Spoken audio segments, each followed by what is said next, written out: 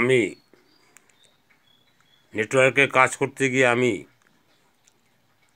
আমার ভালোর জন্য যে 8-10টা জুনিয়র নামালাম, যাদেরকে লালন পালন করে আমার সংসার চলবে, আমার পেট চলবে, আমার ধাপে ধাপে আমি এগিয়ে যাব।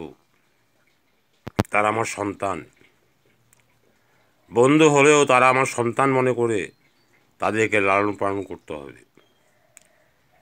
কেননা এক একটা জুনিয়র আমি 8খানা নামালাম, 10খানা নামালাম, আমার 8জন আর 10জনাই সন্তানই কিন্তু বাঁচবে না।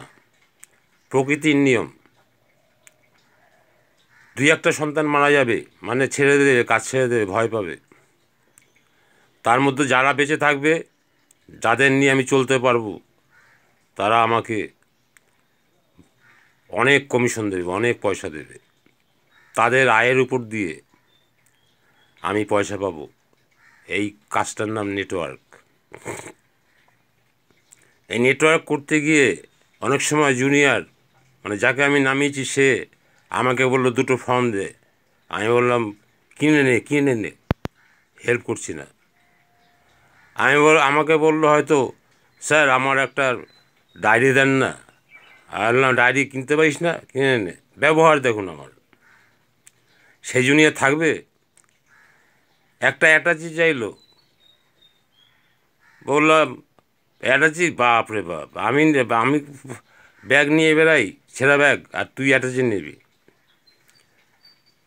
আমরা জুনিয়রকে ভালোবাসতে জানি না, অথচ জুনিয়রের কাছে অনেক কিছু আশা করি। একটা জুনিয়র যদি 1 লক্ষ টাকা জমা দেয়, তাতে যদি 2 টাকা করে কমিশন আপনি পান তার উপর দিয়ে, তাহলে কত টাকা হয়?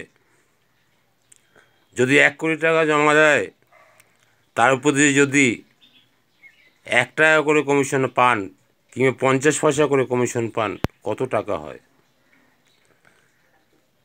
তাহলে যে অ্যাসেট আপনাকে এত দেবে, সেই অ্যাসেটের প্রতি অশ্রদ্ধা। সেই অ্যাসেট আপনাকে ডাকছে একটা প্রোগ্রাম করার জন্য, আপনি যাবেন না। তাহলে আপনি কেমন মানুষ, কেমন পিতা?